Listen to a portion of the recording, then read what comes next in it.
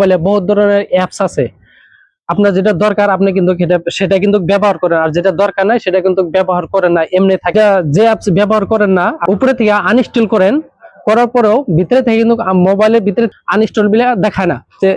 যেগুলা অ্যাপস এর আনইনস্টল দেখায় না সেগুলা অ্যাপস এর কিভাবে আনইনস্টল করতে হয়।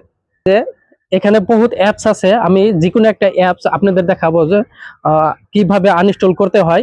এখানে দেখেন একটা রিমিনি অ্যাপস আছে, এখানে প্রেস করবেন, প্রেস করার পরে অ্যাপস ইনফো এখানে ক্লিক করবেন। ক্লিক করার লগে লগে এখানে দেখেন আনইনস্টল আছে, আনইনস্টল এখানে আমি আনইনস্টল করতে পারবো। আরেকটা অ্যাপস আছে গেম অ্যাপস এর উপরে ক্লিক করার পরে এখানে দেখেন অ্যাপস ইনফো, এখানে এখানে এখানে ক্লিক করবেন। দেখেন এই অ্যাপস এর ভিতরে কোনো ধরনের মানে আনইনস্টল করার অপশনই নাই, এখানে শো করছে না অপশনটা। তো কিভাবে এটা আনইনস্টল করবেন, উপরে দেখেন 3 ডট আইকন আছে, এখানে ক্লিক করবেন। ক্লিক করার লগে লগে এখানে দেখেন আনইনস্টল আপডেট এখানে শো করেছে, এখানে মারবেন। মারার পরে ওকেতে মারবেন। তো ডিসেবল ডিসেবল করে দিবেন, ডিসেবল অ্যাপস মারার পরে আপনি যদি মোবাইলের যদি লক থাকে লকটা মেরে দিবেন।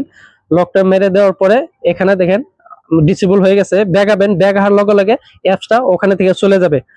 দেখেন আমি তো আনইনস্টল করার পরেও বিছরাইয়া বের করতে পারবেন। কি করবেন, সেটিংটা ওপেন করবেন, তারপরে কি করবেন অ্যাপসে ক্লিক করবেন, তারপরে অ্যাপস ম্যানেজমেন্ট এখানে ক্লিক করবেন। এখানে ক্লিক করার পরে এখানে শো করবে গেমস ডিসেবল আমি করে দিছি। তো এখানে ক্লিক করবেন, এখানে ক্লিক করার পরে